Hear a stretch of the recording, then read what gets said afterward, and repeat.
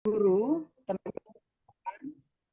setidaknya di sini sedikitnya dilakukan 6 kali dalam setahun. Ini menurut peraturan pemerintah begitu. Kemudian, tapi pada pelaksanaannya mungkin bisa berbeda-beda tergantung pengawas tersendiri.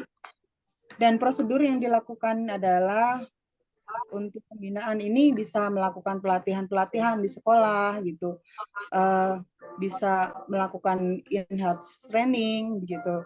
Dan kemudian di sini setelah terlaksana, pengawas akan menyusun program, kemudian melaksanakan dan menyusun laporan dan mengevaluasi. Begitu mungkin untuk prinsip-prinsip bisa Bu Eka, proses akademiknya Bu Eka. Baik, terima kasih Bu Septina. Saya mencoba menambahkan untuk supervisi akademik, Bapak Ibu. Ada dua supervisi akademik, ada dua jenis dari supervisi akademik ya Bapak Ibu. Yang pertama itu adalah supervisi klinis dan supervisi kelas. Nah, dua jenis supervisi ini berbeda dalam hal sasaran, kemudian tujuan dan prosedur, juga hasilnya. Supervisi klinis ini saya kasih contoh seperti kita adalah seorang pasien yang datang ke dokter dengan berbagai macam keluhan. Bukan dokter yang mendatangi kita, tetapi kita yang datang ke dokter karena kita merasa ada sesuatu yang salah. Kita menyampaikan keluhan kita kepada dokter, kemudian dokter mendengarkan keluhan kita, kemudian dokter ingin tahu lebih dalam apa yang menjadi penyebab keluhan kita dengan memberikan serangkaian tes, misalnya tes darah, kemudian ronsen dan sebagainya. Dari hasil yang tadi disampaikan oleh pasien berupa keluhan, kemudian hasil laboratorium dan sebagainya, itu nanti menjadi kesimpulan yang nantinya akan menjadi dasar dokter untuk memutuskan obat apa yang akan diberikan. Nah, kita datang ke dokter dengan berbagai macam keluhan, kemudian berbicara dengan dokter, berdiskusi, kemudian didapatkan hasil pemeriksaan dan sebagainya. Tujuannya adalah agar kita mendapatkan perbaikan dari kondisi yang kita keluhkan. Jadi seperti itu contoh dari supervisi klinis, Bapak Ibu. Kita yang merasa disupervisi, kita adalah guru yang melaksanakan proses pembelajaran di kelas, merasakan ada sesuatu yang salah dalam pembelajaran kita, atau kita merasakan ada kelemahan dalam pembelajaran kita hingga berakibat dari misal rendahnya mutu pembelajaran, kemudian berimbas terhadap hasil belajar siswa, prestasi siswa yang menurun. Setelah kita merasa kita memiliki kekurangan, kita melaporkan hal tersebut kepada supervisor. Nah, kita berharap supervisor ini bisa menjadi partner kita dalam menggali apa yang menjadi kelemahan kita, apa yang menjadi keluhan kita, agar nantinya permasalahan yang kita hadapi ini bisa menemukan solusi yang tepat. Jadi seperti itulah contoh dari supervisi klinis. Jadi supervisi klinis ini inisiasi pertama muncul dari guru yang merasakan ada masalah dalam pembelajarannya atau banyak keluhan yang dia rasakan dalam proses pembelajaran. Nah, siapa saja yang menjadi supervisor, bisa kepala sekolah, ya, atau orang yang ditunjuk oleh kepala sekolah untuk membantu kita dalam mengatasi permasalahan. Ibarat dokter, ketika dokter merasa dia perlu mendapatkan tambahan informasi dari misalnya dokter spesialis dalam atau dokter spesialis saraf dan sebagainya, maka dokter tersebut memberikan rekomendasi atau memberikan semacam saran untuk dilakukan pemeriksaan lebih mendalam. Jadi seperti itu untuk supervisi klinis Bapak Ibu. Jadi boleh dilaksanakan oleh supervisor, kepala sekolah atau guru senior atau siapapun yang dianggap kepala sekolah yang punya wewenang untuk membantu kita dalam mengatasi kesulitan yang kita rasakan dalam pembelajaran.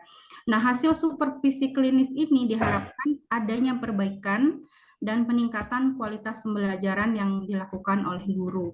Sedangkan supervisi kelas ini adalah supervisi yang sudah terprogram dan terjadwal, kemudian telah ditetapkan oleh supervisor. Nah, inisiatif untuk melaksanakan kegiatan supervisi kelas ini adalah dari kepala sekolah, dari pengawas, kemudian sudah ditetapkan kapan waktunya, kemudian seperti apa, dan apa yang akan disupervisi. Kemudian tujuan dari supervisi ini adalah untuk mengawasi dan mengevaluasi pelaksanaan pembelajaran apakah sudah sesuai dengan standar yang diinginkan, meliputi perencanaannya, kemudian pelaksanaannya, kemudian pelaporannya. Nah, supervisi kelas ini mencari rekomendasi dari hasilnya. Jika dalam proses pembelajaran ini ditemukan kelemahan guru, maka kelemahan ini akan dijadikan perbaikan. Jika ditemukan dalam proses pembelajaran yang dilakukan guru ini kelebihan atau inovasi, ya, atau misalnya kreativitas guru ini luar biasa dalam proses pembelajaran ketika disupervisi, diobservasi kelasnya, maka ini harus diapresiasi dan dijadikan kekuatan. Nah, berbicara tentang supervisi klinis dan supervisi kelas, Bapak Ibu, menghubungkannya dengan apa yang kita alami saat ini. Tentu ini berbeda di sekolah-sekolah yang lain. Ini yang saya rasakan di sekolah kami. Supervisi klinis itu hampir tidak, mungkin saya tidak merasa pernah ada dilakukan ya, karena kalau guru ada merasa punya keluhan, itu lebih sering dia mencari teman atau mencari orang yang bisa membantu untuk mengatasi permasalahannya. Jadi tidak disampaikan ke kepala sekolah, tapi hanya mencari teman, mungkin seharusnya bisa diakomodir oleh MGMP. Jadi misalnya saya guru bahasa Inggris, saya merasa saya punya banyak kekurangan dalam pembelajaran bahasa Inggris, saya bisa menyampaikan keluhan saya ke ketua MGMP saya. Nah, ketua MGMP saya memfasilitasi hal tersebut, mengumpulkan guru-guru bahasa Inggris, kemudian mencari apa yang menjadi penyebab dari kekurangan atau apa yang saya rasakan gitu. Kemudian untuk supervisi kelas, Bapak Ibu, seringnya ini dilakukan sebagai formalitas saja. Jadi kita disuruh untuk mengisi lembar penilaian, kemudian kita sendiri yang mengisinya. Sebenarnya kepala sekolah itu sudah melibatkan wakil kepala sekolah untuk membantu supervisi. Berhubung sekolah kami itu punya banyak guru, sehingga supervisi yang sudah dijadwalkan itu tidak bisa terlaksana dengan baik kalau tidak dilaksanakan secara kolaborasi. Jadi memerlukan bantuan yang lain, supervisor yang lain. Namun pada kenyataannya tidak terlaksana seperti itu. Tidak ada supervisi yang masuk ke kelas kita dalam melihat observasi kelas kita. Jadi kita disuruh mengisi instrumen penilaian. Nah, inilah yang menjadi perhatian kami dalam pelaksanaan supervisi kelas. Ketika guru A yang inovatif dalam pembelajaran, menggunakan TIK dalam pembelajaran, dan terlihat dari kualitas pembelajaran yang dia lakukan, kemudian hasil prestasi siswa juga terlihat, diberikan instrumen yang sama dengan misal guru B yang masuk ke kelas, buka buku, menjelaskan, kemudian meminta siswa menjawab, selesai, tidak ada refleksi, tidak ada feedback, kemudian tidak memberi ruang terhadap siswa untuk berkembang. Instrumen untuk disupervisinya sama. Instrumen yang disupervisi itu ada seperti ini contohnya. Apakah Bapak Ibu menggunakan TIK dalam pembelajaran? Poinnya jarang, tidak pernah, jarang, kemudian sering. Jika guru A menjawab sering karena berdasarkan apa yang dia laksanakan, maka itu akan menggambarkan apa yang sebenarnya terjadi, apa yang menjadi kelebihannya. Tetapi ketika guru B juga ikut menjawab sering, padahal dalam pelaksanaannya tidak seperti itu, maka ini akan terjadi bias dalam hasil supervisi, Bapak Ibu. Ada ketidakadilan dalam hasil supervisi. Nah, inilah yang nantinya mengakibatkan itu pembelajaran di sekolah itu tidak tergambar sebagaimana mestinya. Sehingga kepala sekolah, pengawas, tidak dapat melihat dengan jelas apa yang menjadi permasalahan dalam proses pembelajaran guru. Karena supervisi yang dilakukan, baik supervisi klinis yang tidak diakomodasi ataupun supervisi kelas yang tidak dilaksanakan dengan baik, mengakibatkan kesalahan seperti ini akan terus terulang. Dan ini tentunya merugikan kita sebagai guru. Nah, ini yang terjadi di lapangan terkait tentang supervisi klinis dan supervisi kelas, Bapak Ibu. Sehingga seharusnya prinsipnya supervisi akademik ini mampu meningkatkan kualitas pembelajaran guru jika idealnya dilaksanakan dengan baik. Kepala sekolah sebagai advisor dan supervisor memahami fungsinya, kemudian memahami instrumen yang akan digunakan, kemudian apa yang menjadi tujuan supervisi, dan tindak lanjut dari supervisi itu benar-benar dilakukan, sehingga dapat menggambarkan apa sebenarnya yang menjadi permasalahan dalam pembelajaran, kemudian apa yang menjadi kekuatan, sehingga mutu pembelajaran di sekolah itu terpetakan dengan baik. Oke, berikutnya Bu ya.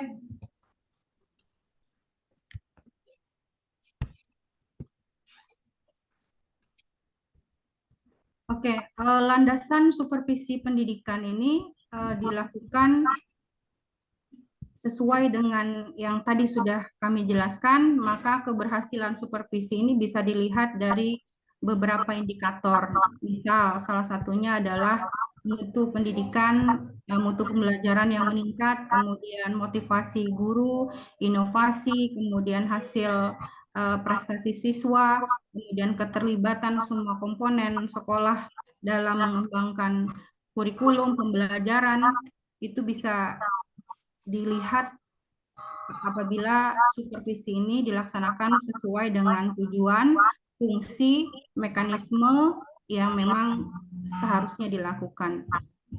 Demikian Bapak Ibu yang bisa saya sampaikan untuk penjelasan tentang supervisi akademik yang terbagi dua, yaitu supervisi klinis dan supervisi kelas. Untuk tambahan berikutnya, saya persilakan Bu Septina untuk memberikan penjelasan.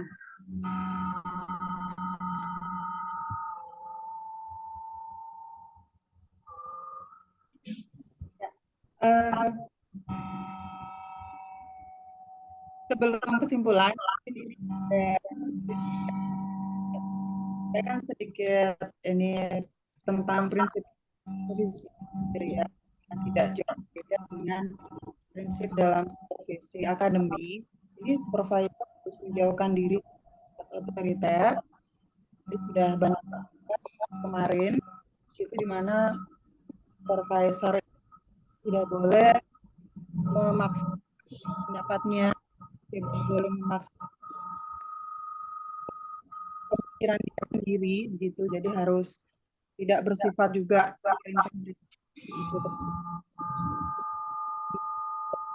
seperti mendengarkan keluhan.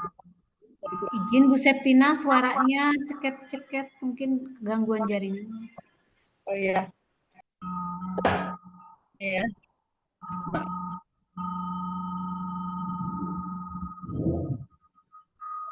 Atau bisa dimatikan dulu Ibu videonya, biar suaranya bisa lebih jelas. Iya.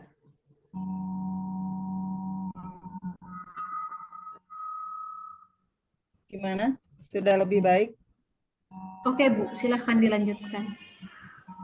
Berikutnya, prinsip supervisi akademik dan manajerial ini harus menciptakan hubungan yang seperti yang sudah disampaikan minggu lalu dari Prina kelompok 3. Ini sangat penting bagi supervisor dan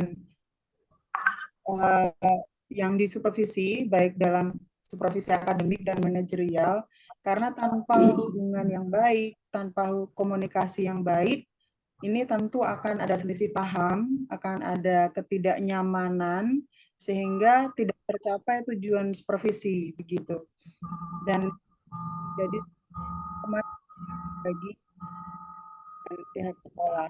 Yang ketiga, supervisi harus dilakukan berkesinambungan, terjadwal, jadi tidak asal begitu, tapi harus ada memang jadwal, bisa 6 bulan sekali atau mungkin dalam 1 tahun beberapa kali supervisi begitu, walaupun mungkin untuk beberapa sekolah pada kenyataannya ini tidak terlaksana dengan baik oleh pengawas maupun kepala sekolah, termasuk sekolah kami juga beberapa guru di sekolah lain juga dari kemarin sudah sekarang bahkan tidak pernah pengawas itu mendatangi sekolah gitu ya, apalagi melakukan supervisi. Kemudian yang keempat, supervisi ini harus demokratis, aktif.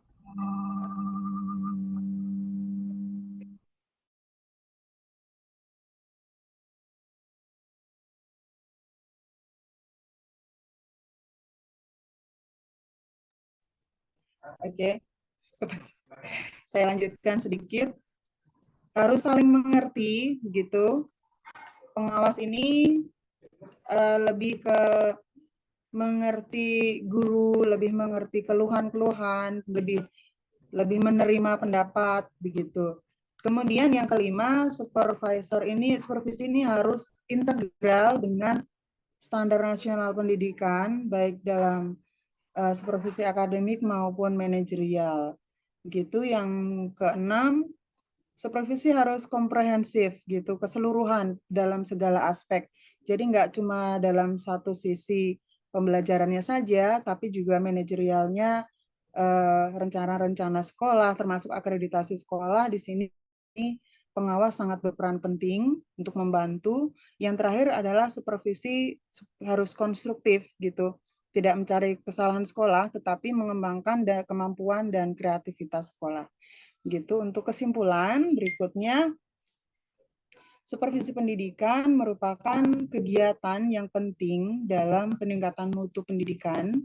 Di sini supervisor perlu memahami landasan teori dan proses supervisi agar dapat merancang program supervisi yang efektif dan efisien, di mana keberhasilannya ini dapat diukur oleh indikator-indikator tertentu, seperti tadi, bahwa supervisor ini juga harus memberikan laporan pelaksanaan supervisinya gitu. Jadi tidak hanya berupa angket-angket, tidak hanya berupa lembaran-lembaran gitu, tapi memang ada bukti nyata yang dilakukan gitu. Jadi harus ada bukti laporan yang nyata gitu, bukan hanya sekedar tulisan gitu.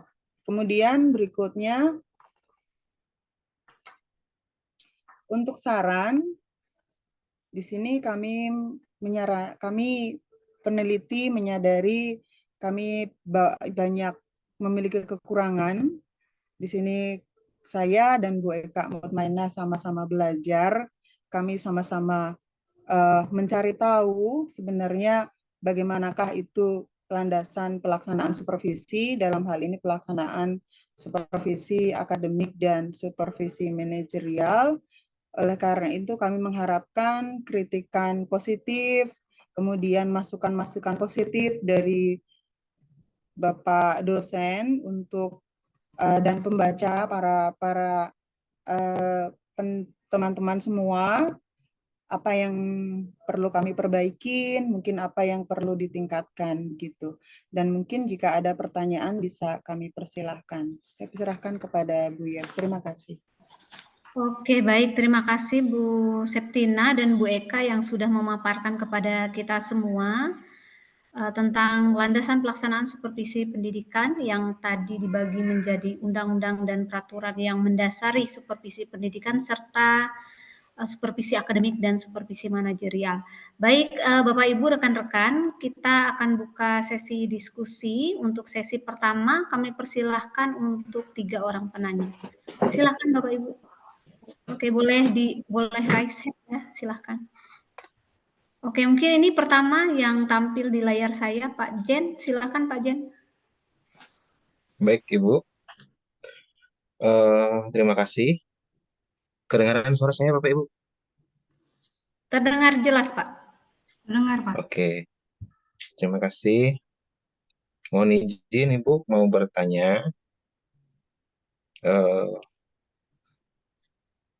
tadi Ibu Eka maupun Ibu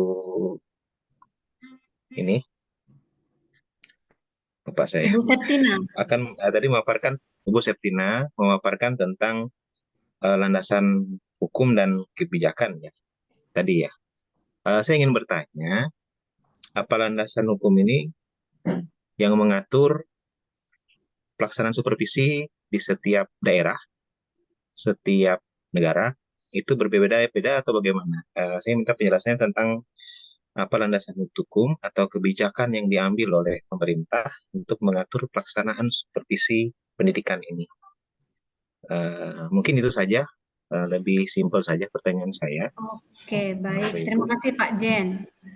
Ya, Kita sama-sama Ibu. lanjutkan ke penanya berikutnya. Silahkan Bapak Ibu, ada lagi? Halo, Silahkan Pak Nopri. selamat sore Bu Yeprina dan Bu Eka dan Bu Septina. Seperti kita dengar tadi adalah penjabaran tentang pelaksanaan supervisi. Saya ingin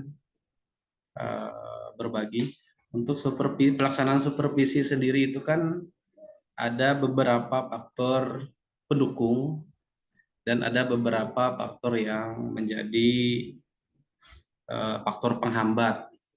Nah, untuk faktor pendukung dan penghambat ini di pengalaman Ibu apa saja supaya nanti faktor yang pendukung nanti mungkin kita lebih tingkatkan, sedangkan faktor-faktor yang penghambat itu bisa kita minimalisir. Nah, kurang lebih seperti itu. Mungkin saya menanyakan faktor pendukung dan penghambat dalam pelaksanaan supervisi yang ada di sekolah. Terima kasih Bu atas waktunya. Oke, baik. Terima kasih Pak Nopri. Satu penanya lagi. Silahkan Bu Priska. Baik, terima kasih atas kesempatannya. Saya tertarik tadi dengan penjelasan dari Bu Eka tentang supervisi klinis. Ya, kalau kita ketahui pada kenyataannya itu supervisi kebanyakan itu mengadakan evaluasi pada guru-guru saja, ya, tapi tidak melihat sejauh mana hasil penilaian yang diberikan kepada guru itu, apakah guru itu bisa menganalisis dirinya sendiri atau tidak. Jadi yang saya ingin tanyakan di sini adalah apa yang menjadi faktor pendorong yang perlu dikembangkan dari supervisi klinis itu di lingkungan guru-guru.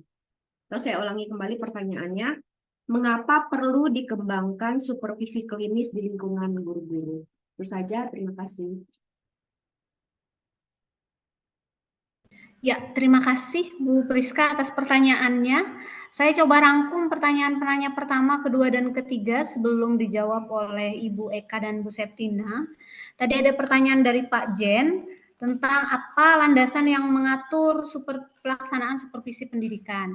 Apakah landasannya sama di daerah-daerah atau di negara-negara itu sama atau berbeda atau seperti apa gitu ya. Kemudian pertanyaan dari penanya kedua, itu apa faktor pendukung dan penghambat dalam pelaksanaan supervisi pendidikan, begitu ya. Kemudian pertanyaan tadi Bu Priska adalah mengapa perlu dikembangkan supervisi klinis itu dan apa faktor pendorong untuk guru-guru biar guru-guru itu bisa melaksanakan supervisi klinis gitu ya.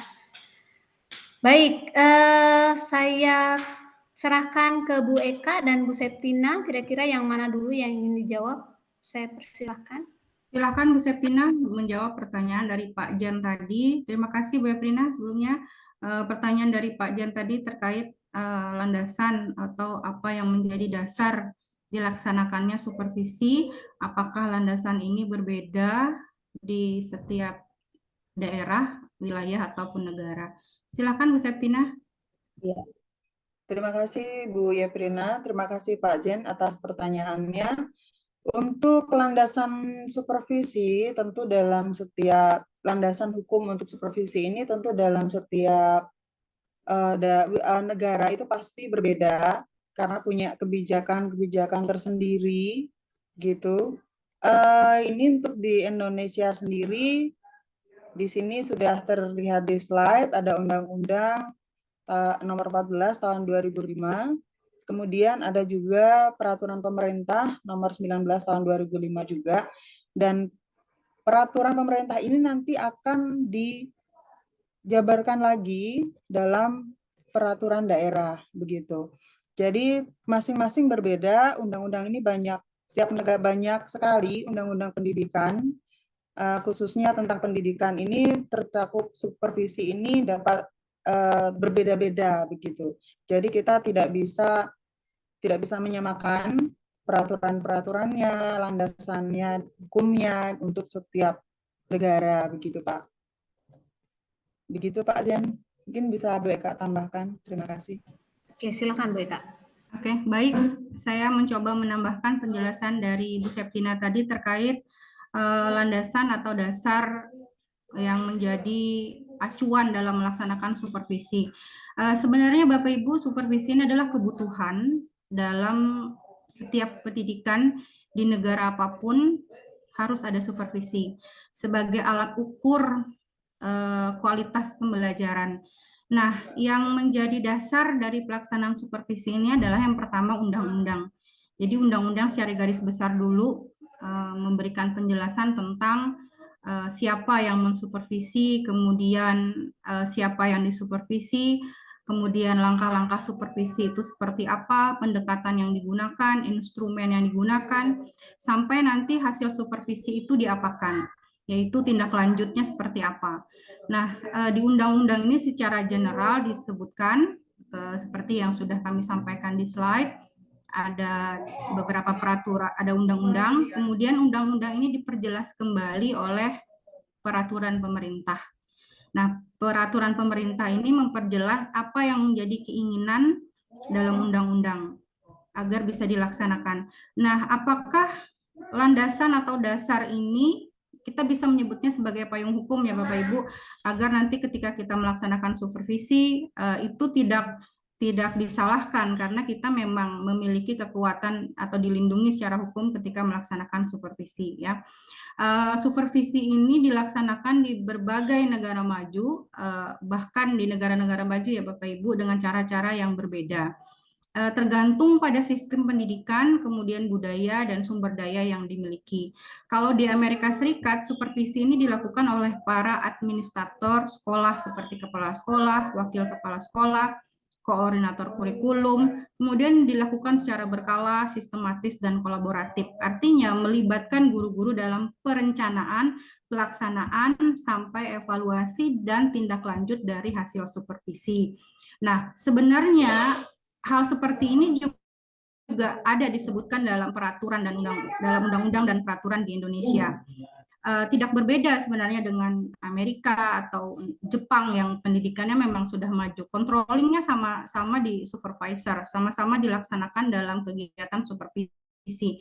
Hanya sebenarnya supervisi ini bisa dilakukan sesuai dengan kebutuhan sekolahnya masing-masing. Jadi misal seperti tempat Pak Hengki sangat jauh terkategori sebagai 3T. Nah, bagaimana supervisinya bisa dilakukan? Apakah sama seperti supervisi yang dilaksanakan di kota-kota? Tentu berbeda. Berbeda dalam arti cara melaksanakannya, kemudian tindak lanjutnya juga seperti apa, kemudian proses pelaksanaannya, pendekatannya juga berbeda. Selama itu bisa memenuhi kebutuhan dari sekolah tersebut.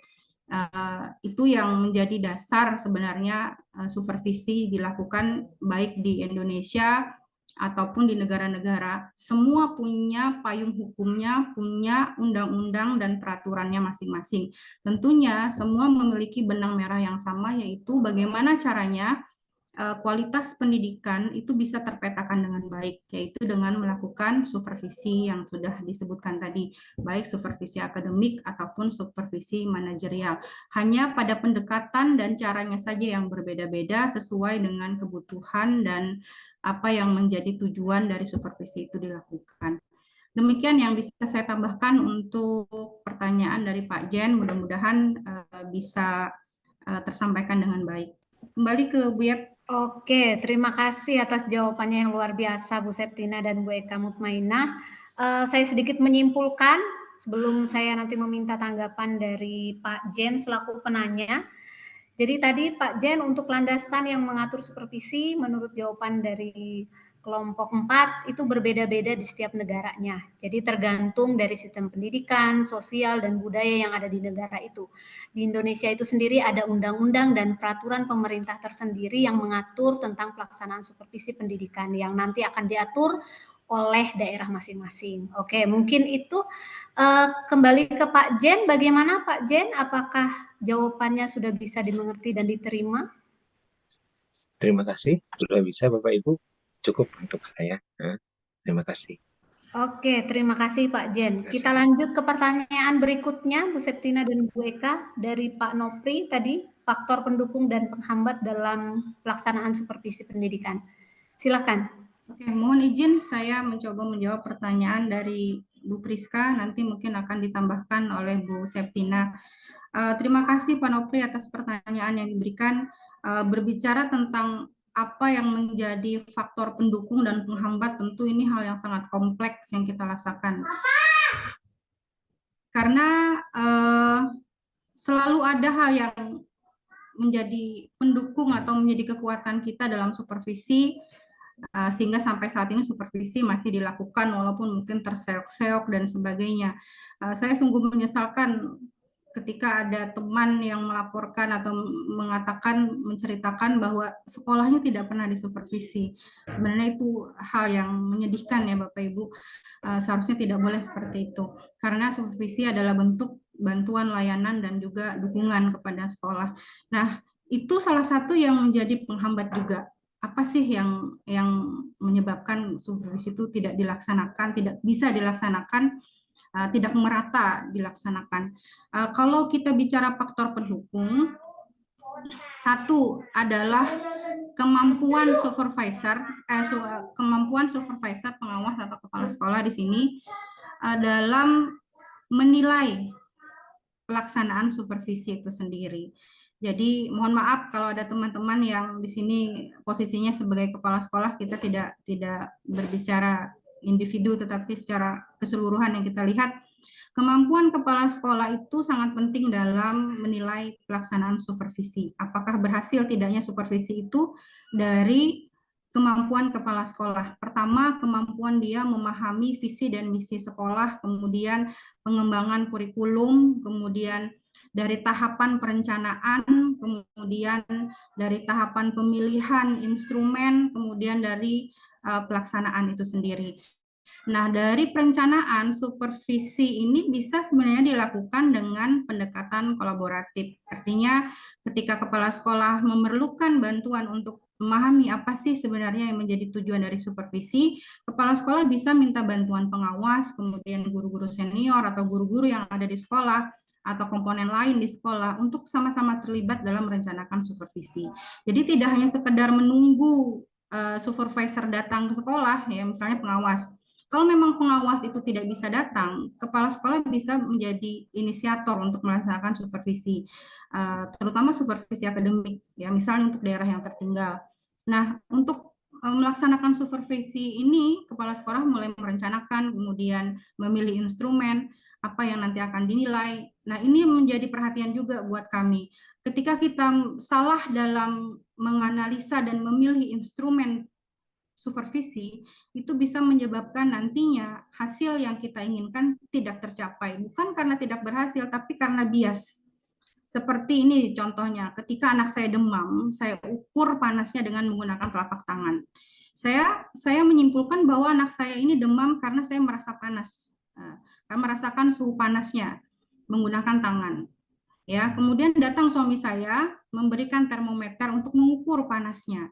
Setelah diukur menggunakan termometer, ternyata di situ tertulis bahwa suhu badan anak saya itu 36,7. Ya, 36,7 ini tidak secara medis ternyata belum dikategorikan sebagai demam. Nah, alat ukur yang berbeda tentu menghasilkan kesimpulan yang berbeda. Jika instrumen yang kita rencanakan dan kita analisa ini baik, sesuai dengan kebutuhan, sesuai dengan kondisi yang disupervisi, maka akan menjadi gambaran yang jelas dan real tentang apa yang terjadi di sekolah. Kemudian evaluasi atau tindak lanjut dari hasil supervisi. Ini seringkali kita rasakan bersama Bapak Ibu. Setelah disupervisi tidak ada feedback buat kita. Kalau itu memang ditemukan kelemahan, seharusnya itu menjadi perbaikan buat kita. Bukankah begitu seharusnya? Ada laporan seperti yang Bu Septina bilang tadi, tidak hanya sekedar laporan di atas kertas, tetapi juga ada pembinaan yang dilakukan kalau memang kita sebagai guru ada kelemahan. Kemudian ketika ditemukan guru yang melakukan pembelajaran dengan kreatif, kemudian inovatif, itu harusnya diberikan apresiasi. Ya, apa yang menjadi kelebihan dia bisa menjadi kekuatan. Itu salah satu faktor yang dapat mendukung keberhasilan dari supervisi yang dilakukan Panopri. Jadi kalau berbicara diruntut apa yang menjadi faktor pendukung, yang paling penting adalah kemampuan kepala sekolah dalam menilai, baik menilai proses pembelajaran guru maupun dalam proses manajerial. Karena itu penting sekali kepala sekolah tidak hanya memiliki jiwa kepemimpinan, tetapi juga kemampuan dalam menilai. Harus paham kurikulum, harus paham bagaimana proses pembelajaran yang baik itu seperti apa, sampai penggunaan TIK dalam pembelajaran, sampai bagaimana cara mengkomunikasikan hasil supervisi kepada guru-guru. Itu salah satu faktor pendukung. Kalau ditanya siapa yang menjadi komponen utama dalam indikator utama dalam keberhasilan supervisi, salah satu yang paling utama adalah kepala sekolah atau pengawas sebagai supervisor. Kemudian faktor penghambat. Ya, faktor penghambatnya tentu bisa dari kepala sekolah itu sendiri. Jika kepala sekolah tidak memahami fungsi dan perannya sebagai supervisor, maka supervisi ini mungkin tidak bisa terlaksana dengan baik atau tidak bisa terlaksana dengan maksimal. Guru-guru yang menghindari supervisi itu bukan karena sebenarnya mereka tidak ingin disupervisi, tapi karena mungkin pendekatan yang dilakukan oleh supervisor itu tidak memberikan rasa nyaman, ada perasaan diintimidasi, tidak adanya feedback, tidak adanya hasil supervisi yang bisa digunakan sebagai dasar untuk meningkatkan mutu pembelajaran. Nah, akhirnya supervisi hanya dilakukan semacam formalitas dan seremonial saja. Seharusnya supervisi itu kan dilakukan menurut peraturan itu Bapak Ibu sekurang-kurangnya 2 kali dalam 1 semester. Kemudian maksimal, bukan maksimal, seharusnya idealnya itu 4 kali dalam 1 tahun. Nah, mungkin ini yang menjadi analisa kita Bapak Ibu, seperti apa di lapangan. Mudah-mudahan Bapak Ibu yang menjadi kepala sekolah dengan mengikuti berbagai mata kuliah di sini yang sangat membuka wawasan kita dan pengalaman, saling berbagi pengalaman dari teman-teman rekan-rekan guru yang lain juga akhirnya nantinya begitu kembali ke sekolah masing-masing mampu menerapkannya di sekolah sehingga Panopri yang tadi saya sebutkan kita tidak hanya berbicara tentang faktor pendukung penghambat tetapi juga menjadikan faktor penghambat ini justru sebagai kekuatan agar yang kita fokuskan adalah apa-apa saja yang menjadi pendukung dalam keberhasilan pelaksanaan supervisi. Tentu berbagai macam faktor pendukung dan penghambat ini pasti berbeda-beda di sekolah masing-masing. Saya mencoba menggambarkan dari apa yang kami lihat di sekolah kami. Demikian Pak Nopri, silahkan Bu Septina kalau ada yang ingin ditambahkan. Oke, silahkan Bu Septina. Terima kasih Bu Eka sudah panjang lebar tadi sebenarnya ya. Saya akan menambahkan sedikit dari sisi guru itu sendiri Pak. Jadi guru ini juga berperan bisa menjadi faktor pendukung, bisa juga menjadi penghambat dalam supervisi. Kalau bisa guru ini siap gitu dalam segala pembelajarannya, perangkat pembelajaran, kemudian modul-modul ajar, bahan ajar dia siap. Jadi kapanpun di supervisi itu aku nggak akan masalah gitu, nggak akan menjadi sebuah beban gitu, nggak jadi penghambat gitu. Tapi kalau saat guru ini malas gitu, mungkin cara mengajarnya seperti itu saja, tidak mau belajar, tidak mau mengembangkan diri lagi, itu menjadi penghambat gitu. Jadi antara supervisor dan guru ini entah kepala sekolah maupun pengawas ini akan memberikan mungkin komentar yang tidak enak begitu. Mungkin respon yang nggak enak melihat dari ketidaksiapan guru itu sendiri dalam mengajar. Gitu, itu yang menjadi tambahan dari saya. Terima kasih, itu saja. Bisa dilanjut, Bu ya.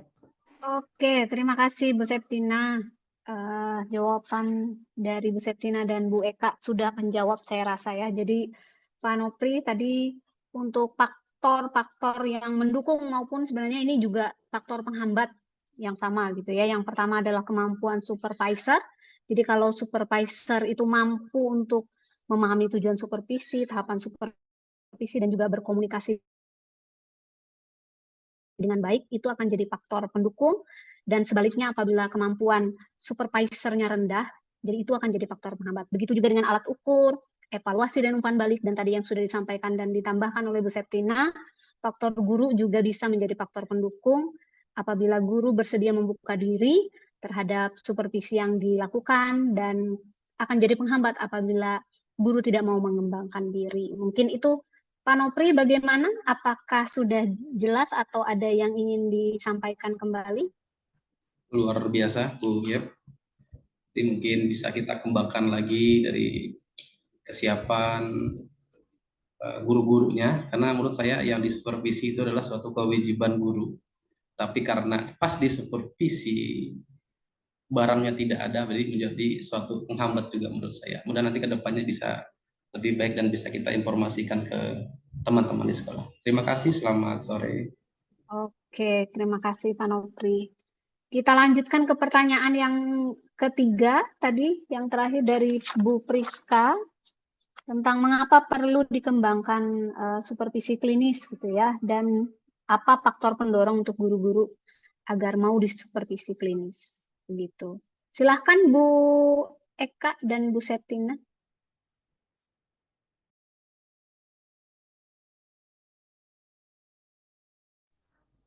Baik Bu Yeprina, terima kasih untuk waktu dan kesempatannya. Mudah-mudahan penjelasan saya bisa didengarkan dengan baik, karena ini kebetulan di depan rumah ada pengecoran jalan, jadi agak sedikit berisik ya Bapak Ibu. Mudah-mudahan suara saya masih bisa terdengar.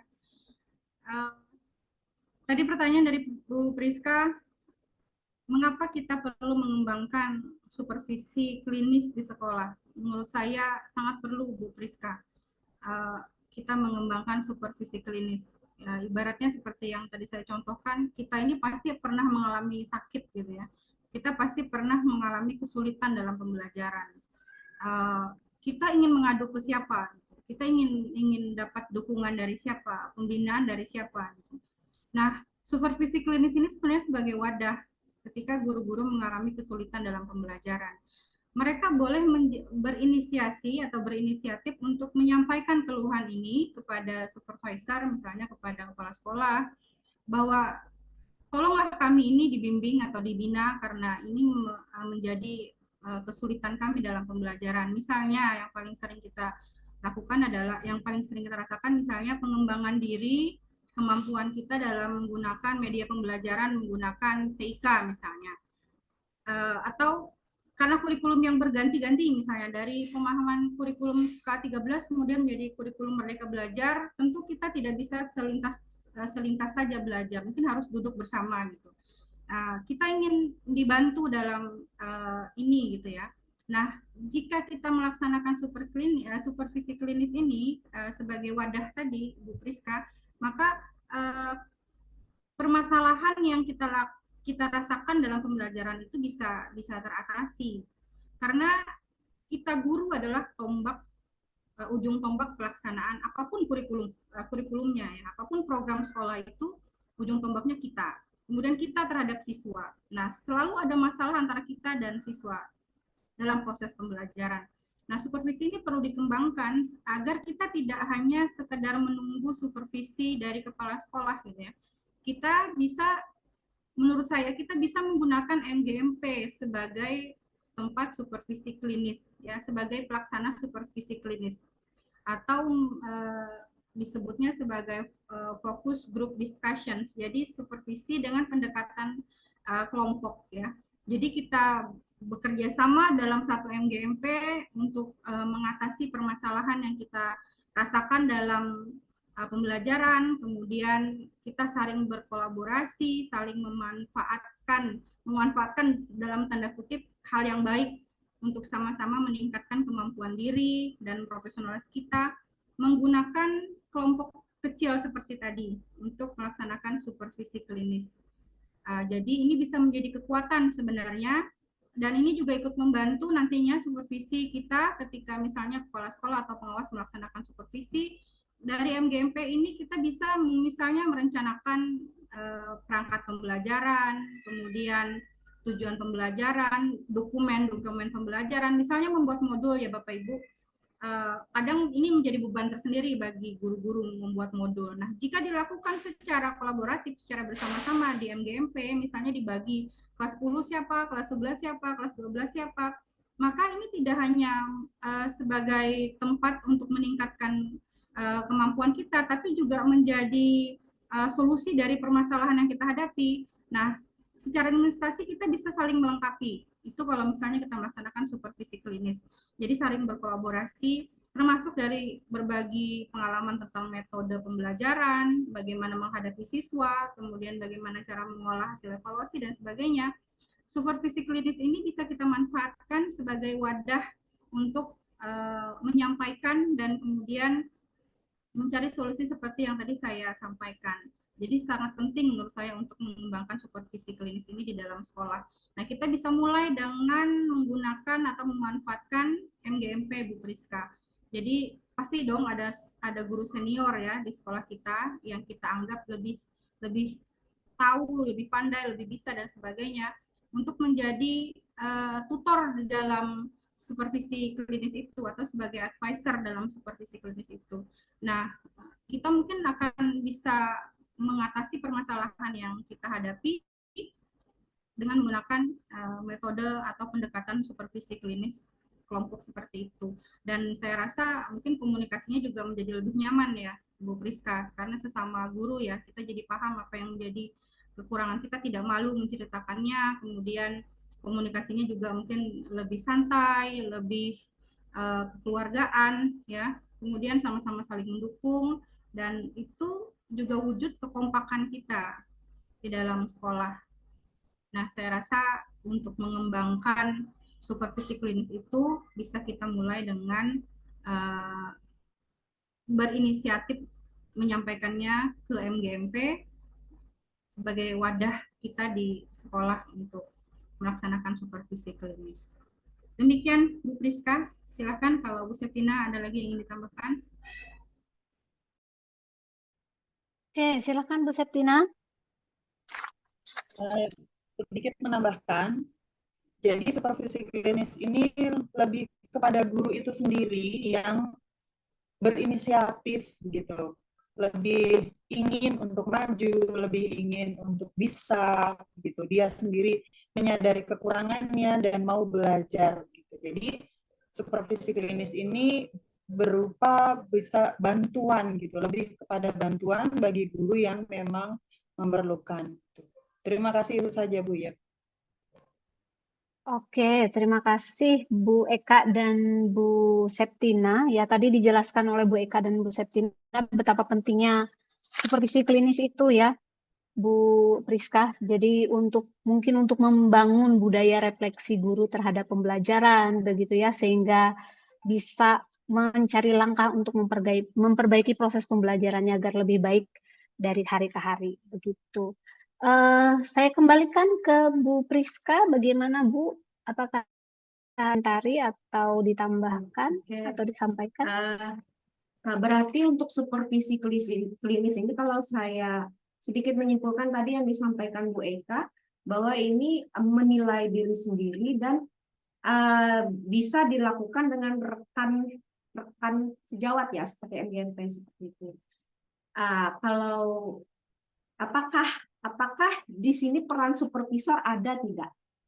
Begitu. Maksud saya, misalnya dia memberikan, oh ini saya keluhannya seperti ini misalnya.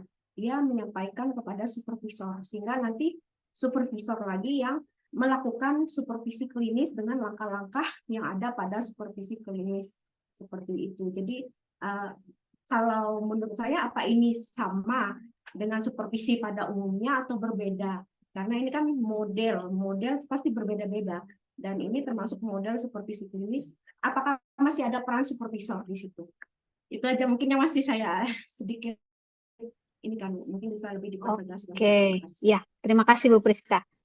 Ya, kita kembali ke pernyataan Bu Eka tadi ya, tentang tadi dipertanyakan lagi oleh Bu Priska, apakah supervisi klinis itu dapat dilakukan oleh teman sejawat, begitu ya? Dan apakah langkah-langkah supervisi klinis yang nanti akan dilakukan oleh teman sejawat itu sama dengan supervisi yang kita tahu selama ini? Silakan Bu Eka. Baik Bu Priska, terima kasih untuk pertanyaannya. Apakah kepala sekolah ya mungkin sebagai di struktur tertinggi sekolah memang secara struktur yang paling tinggi adalah supervisor itu kepala sekolah gitu ya, secara strukturnya. Kemudian ada wakil kepala sekolah, kemudian MGMP ya, misalnya di sekolah kita ada MGMP-nya. Apakah peran kepala sekolah juga terlibat dalam supervisi klinis? Tentu saja, karena supervisi klinis ini adalah bagian dari supervisi akademik. Ya, supervisi akademik ini dilaksanakan oleh kepala sekolah. Kemudian dibagi lagi menjadi dua, supervisi klinis dan supervisi kelas. Nah, tetapi yang menjadi perbedaannya hanya pada inisiatif pertama pelaksanaan supervisi. Jika supervisi kelas atau supervisi akademik itu sudah diprogram, sudah direncanakan oleh kepala sekolah, sementara supervisi klinis ini inisiatifnya dari kita dulu, Bu Priska. Jadi kita menyampaikan ke kepala sekolah apa yang menjadi keluhan kita, kemudian kepala sekolah nanti menunjuk siapa yang menjadi supervisor dalam kelompok supervisi klinis itu. Misalnya kepala sekolah menunjuk ketua MGMP kita. Misalnya yang menyampaikan keluhan ini banyak dari guru mata pelajaran fisika misalnya. Nanti kepala sekolah akan menunjuk siapa yang akan menjadi supervisor di situ. Tentunya supervisor yang ditunjuk ini akan bertanggung jawab kepada kepala sekolah untuk melaporkan hasil supervisi klinisnya. Jadi tetap ada hubungan dan tetap ada pengawasan dari kepala sekolah sebagai supervisor utama dalam pelaksanaan supervisi klinis. Nah, misalnya lagi ternyata yang menyampaikan keluhan itu adalah hampir semua guru-guru misalnya di sekolah itu. Tetapi beraneka ragam misalnya dari mata pelajaran yang berbeda-beda.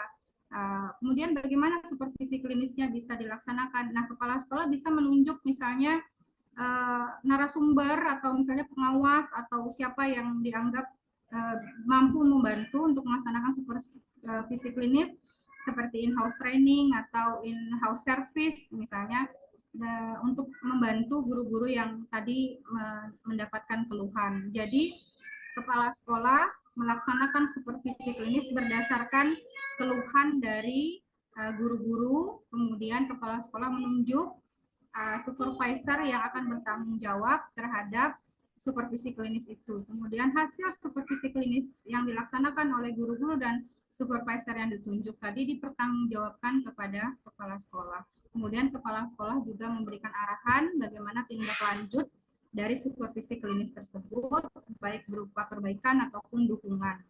Demikian Bu Priska. Oke, mungkin sudah jelas sekali ya yang sudah disampaikan oleh Bu Eka. Mainah, gimana Bu Priska? Apakah terima sudah bisa kasih dipahami? Bu atas penjelasannya, saya sudah cukup jelas. Terima kasih. Oke. Bagi Bapak Ibu, ini kita sudah menunjukkan pukul 16.35 ya. Apakah ada yang ingin ditanyakan? Mungkin boleh satu lagi, satu penanya. Silakan Bapak Ibu, barangkali ada yang ingin ditanyakan.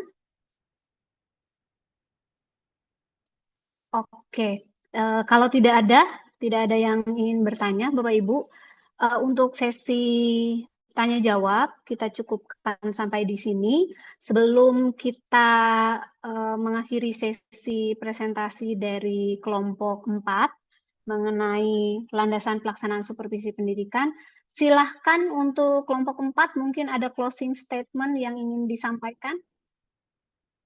Bu Eka dan Bu Septina, silahkan. bisa Bu Eka, jaringan saya susah sekali di sini. Oke, silakan Bu Eka. Baik, Bu Septina, Bu Yeprina, Bapak Ibu, Pak Soleh dan Pak Yetro, izinkan saya mewakili Bu Septina, kelompok 4, ada closing statement yang ingin kami sampaikan. Singkat saja Bapak Ibu, apapun yang akan kita lakukan, kalau kita punya niat yang baik, kemudian direncanakan dengan baik, dilaksanakan dengan baik, insya Allah akan menghasilkan hal yang baik pula. Termasuk supervisi, entah itu akademik ataupun manajerial, semua dimulai dari niat baik. Jadi jika kita punya niat baik dalam melakukan hal apapun, dan kita menghadapi kendala dan tantangan, itu tidak menjadi menghentikan langkah kita untuk melakukan yang terbaik.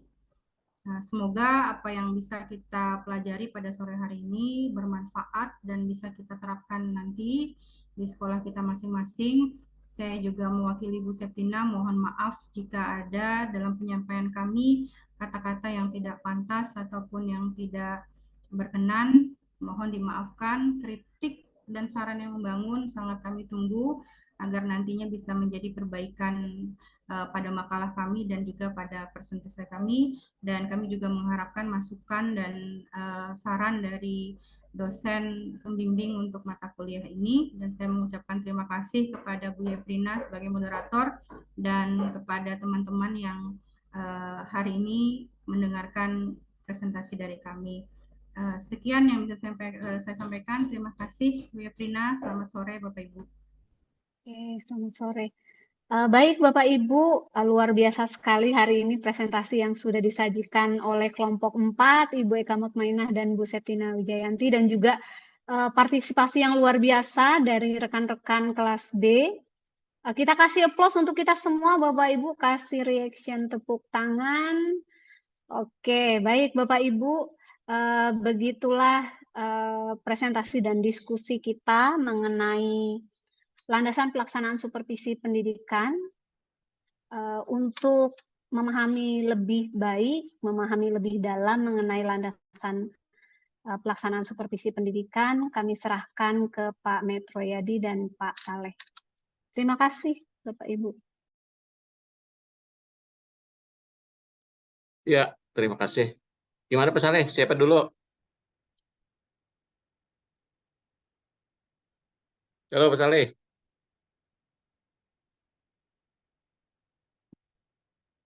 Mikrofonnya dibuka Pak Saleh.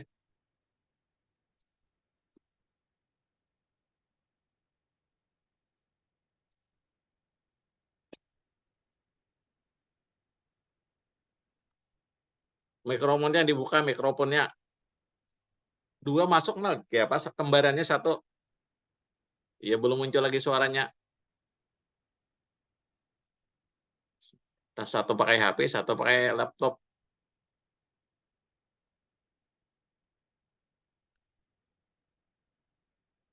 Mikrofonnya dibuka tuh, nah.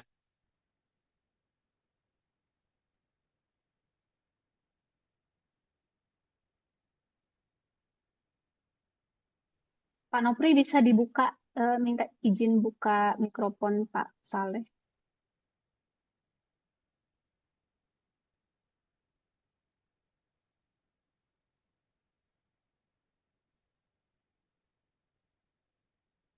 Kawan kayaknya lihat deh.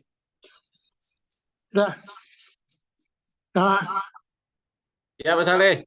ya, saya melihatnya begini. Yang pertama dari sisi kepala sekolah. Dari sisi kepala sekolah, apakah di setiap sekolah itu kepala sekolah mengajar atau tidak? Mengajar atau tidak? Tidak. Tidak. Sekarang tidak, Pak. Sekarang Tidak ada jam untuk kepala sekolah, 0 jam. Nah, kalau tidak ada jam sekolah, kepala sekolah itu cukup melakukan 3 tugas. 3 tugas kepala sekolah. Pertama, kewirausahaan. kedua manajemen, ketiga supervisi. Kewirausahaan itu ada 5, manajemen ada 17, supervisi ada 3. Karena banyak Pak sekolah tuh. Supervisi itu 3 macam aja. Apa yang 3 macam itu? Melaksanakan program, merencanakan program, melaksanakan program, menindaklanjuti program. Itu aja tuh. Jadi kada perlu mengajar. Cukup 3 dilaksanakan. Nah, ketika dia melaksanakan supervisi, bukan berarti kepemimpinan segala macam masuk. Kepemimpinan itu bukan bagian dari supervisi. Supervisi itu khusus supervisi tadi. Bagaimana merencanakan program, bagaimana melaksanakan program, bagaimana menindaklanjuti program. Itu dasarnya apa? Dasarnya apa? Halo? Dasarnya apa kira-kira? Perundang-undangan. Peraturan, peraturan, Pak. Hah? Aturan dan perundang-undangan. Apa dasarnya? Kalau aturan tentu sama aturannya. Tidak beda-beda. Joknisnya Pak, joknis supervisi. Joknis tidak ada joknis. Tujuan yang ingin dicapai, Pak. Itu ada di Permendikbud nomor 8 tahun 2018. 2018. Kepala sekolah itu 2018. Kalau pengawas 2023. 2023 pengawas. Kalau kepala sekolah 2018.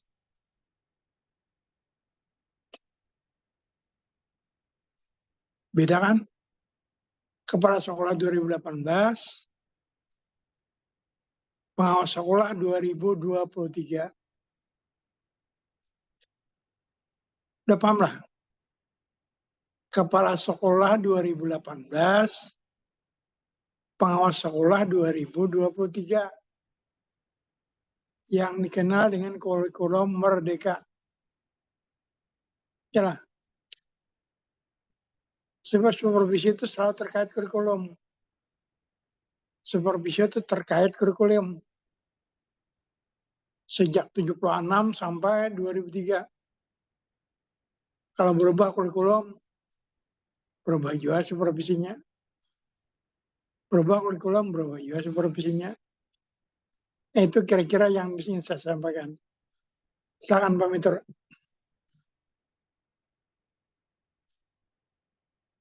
Halo. Iya, ya. Terima kasih. Terus tadi kita bicarakan landasan ya. Ya. Landasan. Tadi sudah bagus di awal, tadi ada landasan yuridis ya. Nah, tadi landasan yuridis. Ya. Seharusnya kan juga dimuat landasan filosofis. Ya.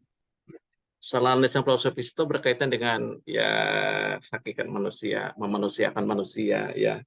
Berkaitan dengan manusia sebagai makhluk sosial ya kan. Konteksnya itu adalah hubungannya dengan supervisi. Sebenarnya saya ambil dari buku ini nih. Nah,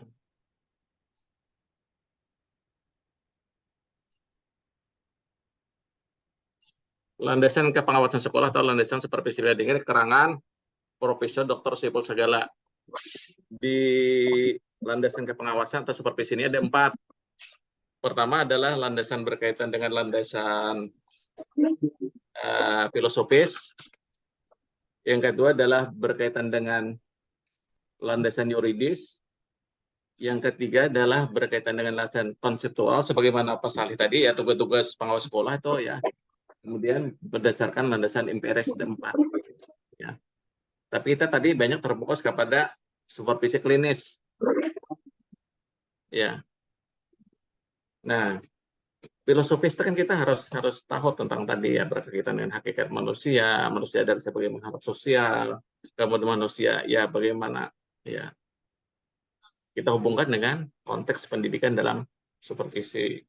Kemudian yuridis, nah yuridis ini banyak nih yuridisnya sebenarnya, ya kan, dari peraturan perundang-undangan tata hierarki ya. Kalau di kepengawasan itu di mana dalam Undang-Undang Nomor 20 Tahun 2003 sampai kepada peraturan-peraturan baru termasuk dalam hal pelaksanaan supervisi kegiatan dengan kurikulum merdeka. Itu pasti ada aturannya, pasti ada yang mengatur tentang pelaksanaan supervisi. Itu adalah landasan berkaitan dengan peraturan dan perundang-undangan atau yuridis. Itu ada aturannya. Nah, itu kan banyak kita aturan-aturan yang memuat baik panduan, padoman, itu semua aturan itu sebenarnya. Nah, oleh karena itu seharusnya setiap peraturan itu dikaji ya, berkaitan apa saja yang diatur. Setiap aturan yang turun tuh, nah, berkaitan apa saja yang diatur. Kemudian apa tujuannya. Nah, padahal banyak tuh materi-materi itu sebenarnya. Yang peraturan aja banyak. Kalau kita mau kita ambil ya, itu banyak kan. Kemudian yang berkaitan dengan konsep. Yang berkaitan dengan konsep berkaitan dengan adalah sebagai tugas pengawas sekolah seperti apa, kepala sekolah itu adalah sebagai tugas tambahan, sebagai pengawas dan lain-lainnya. Inilah. Tapi kita tadi banyak terfokus ke sana, bukan membahas masalah 4 aspek tadi. Anda bisa mendalami ya berkaitan dengan materi-materi ini. Nah, pokoknya.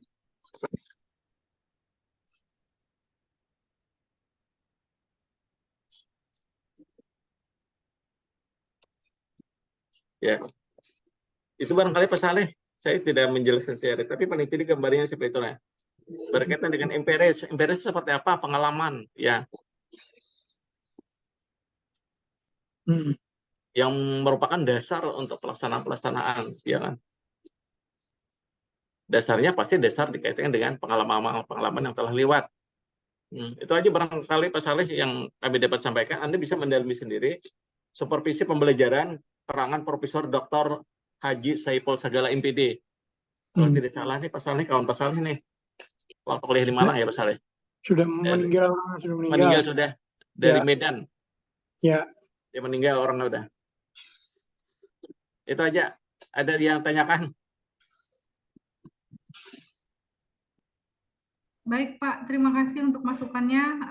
Kami mengakui keterbatasan literasi dan keterbatasan sumber bacaan sehingga kami tidak sempat menyampaikan secara keseluruhan detail dari landasan supervisi. Jadi kami hanya mengambil satu, yaitu landasan yuridis sebagai payung hukum pelaksanaan supervisi.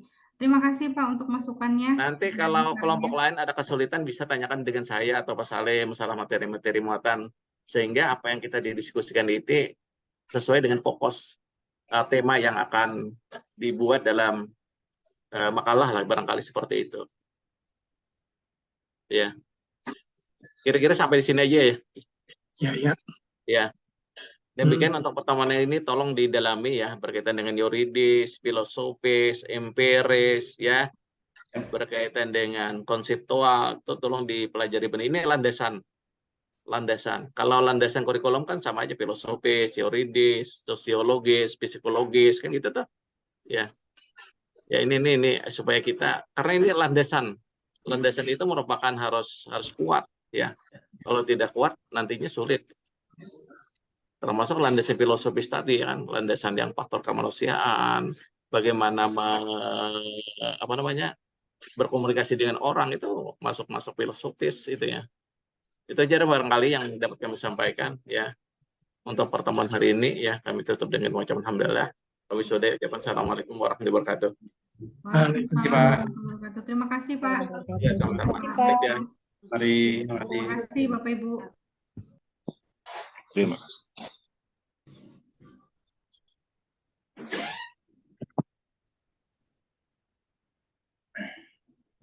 Halo Kak Reti.